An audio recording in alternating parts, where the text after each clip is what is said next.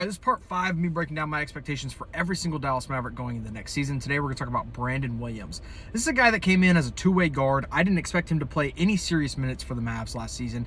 He ended up being a very integral part of what the Mavs were trying to do when they were pushing for the playoffs at the end of last year. Remember, the month of March, he averaged 16.5 points per game. They used up all of his eligible games as a two-way player, and it was so important that he was available to play, so the Mavs ended up converting his contract into a standard NBA deal, and now next year he could very well be the primary backup guard to D'Angelo Russell at the start of next season. He's a smaller guy, so his defense isn't amazing, but he tries on defense and he's a good athlete. He's super shifty. He's one of the only guys that can really get to the rim and break down a defense on this team outside of Kyrie Irving.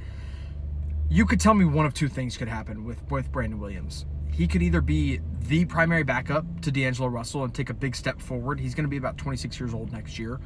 Or you could tell me he's not in the regular rotation and may not even be at the roster at the start of the season. Neither would surprise me. I really hope it is the former and he is the backup to D'Angelo Russell.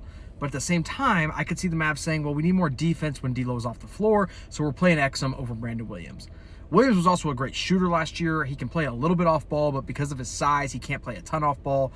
I hope that he is the primary backup. I think that would be best for the Mavs because his creativity with the ball in his hands is, again, it's really only second or third to D'Angelo Russell and Kyrie Irving. So I think the Mavs are really going to need Brandon Williams, but he just has to show us that he can be, number one, healthy, because health was a factor for him, as it is with a lot of Dallas Mavericks, and number two, consistent on the defensive end. If he can do both those things, I see no reason why he shouldn't be the backup at the start of next season.